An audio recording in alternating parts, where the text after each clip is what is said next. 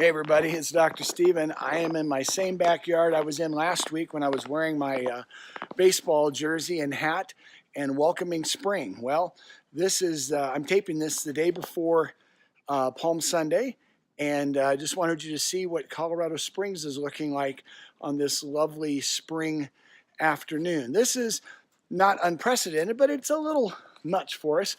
You can see we got quite a bit of snow and it's coming down really heavy. So I'm just gonna go back inside and we'll talk briefly about our class and this week coming up. Well, I'm back in my study out of the snow. What an interesting weekend of weather we've had here in Colorado Springs. So this week in our Worldview class, I've got a couple of things. One is I've got a rather long video. It's 17 minutes long. It's an interview I did about a month ago when I was in Southern California.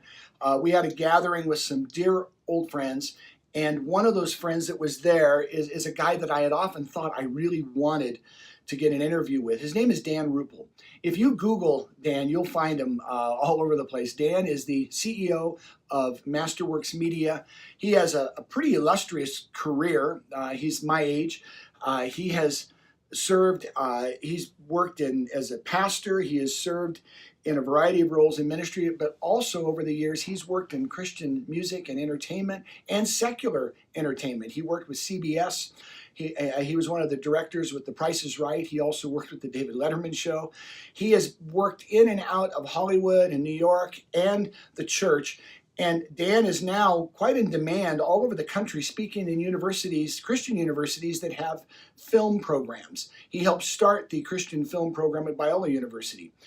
And Dan sits down with me and we talk about the idea of worldview and media and what we as Christians should consider. And so you'll note that the two chapters for this week that I want you to skim through have to do with arts and media and worldview. I think you're really going to enjoy Dan's comments, and I think it's going to really be something that will cause you to think and think beyond just some of the obvious things that we think about liberal media or being anti-Christian or those kinds of things. I think you'll really enjoy this.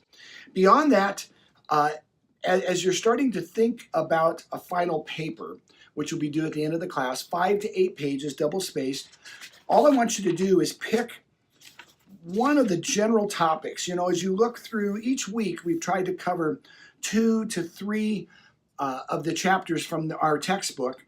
And so we've got the kind of the elements of the worldview and the role of Scripture in the worldview. Then we have natural science and worldview, work and Sabbath and rest and worldview, music and entertainment and those kinds of things, and then politics as well. And so pick one of those general topics, and then you can just start developing a paper. The real simple part of a major paper like that, and it's not that long, but the simple part of it is tell us what you're going to say it, and then summarize what you just said. And so it's double spaced, 5 to 8 pages, 6 pages-ish would probably be just fine. You need to use at least 3 references, outside references.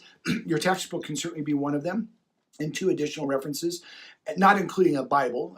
That would be on your bibliography as your 4th one, but at least 3 other references.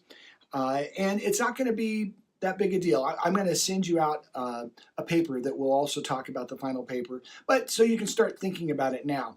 So let's watch the video. Let's continue to skim through and read the book so we can get those 2 reflection papers done. And then let's jump into the discussion threads, because I think it's really going to be a lively discussion this week. God bless you guys. I'll see you on the discussion threads.